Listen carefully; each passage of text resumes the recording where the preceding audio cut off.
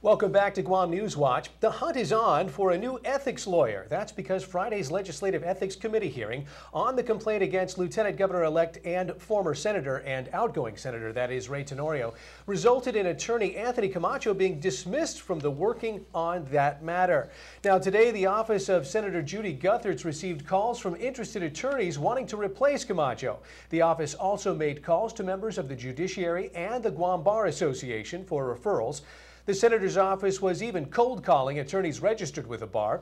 According to Gutherts' office, they are learning it is a very tough prospect. Camacho disclosed that he donated to the Calvo-Tenorio campaign this summer, also donated to Tenorio senatorial campaigns in the past, and his wife is a member of the Calvo-Tenorio transition team. Camacho was dismissed by the committee for not disclosing his perceived conflicts of interest prior to submitting his report on Tenorio.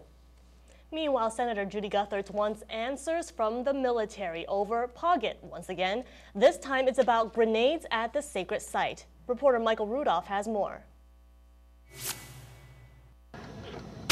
That was the sound of a hand grenade detonating, something residents along Route 15 may have to get used to if the military builds their firing range complex near Paget. The final environmental impact statement describes this sound as impulsive and abrupt. It also says there is no known method of mitigation, no way to dampen the sound or the impacts these live grenades have on residents close to the planned hand grenade range. Chairperson for the Legislative Committee on the Buildup, Senator Judy Gutherts, fired off a press release Friday outlining her concerns and demanding answers from the military. Explain, exactly what is the configuration here on Route 15 for this grenade range, and how do they plan to use these grenades, and exactly which residence is going to be impacted by it. Gutherts may be able to have her questions on the grenade range answered by Assistant Secretary of the Navy, Jacqueline Fanistel, who, according to the senator, will be on island within a week's time. And the neighborhood, about 45 houses in the neighborhood, will also be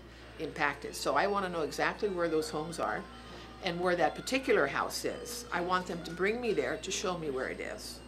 And I want to talk to the families there to make sure they're aware of this. According to the Federation of American Scientists, the M67 fragmentation hand grenade is the one more widely used by the military. When detonated, the M67 has a fatality radius of 16 feet, a blast radius of 44 feet, a casualty radius extending to 49 feet, and the fragments from the grenade can disperse as far as 820 feet. Gutherts says generally, the people of Guam are accepting of the buildup under reasonable conditions. She questions whether a grenade range is a reasonable condition and if it's good for our island community. Reporting for Guam News Watch, I'm Michael Rodulph.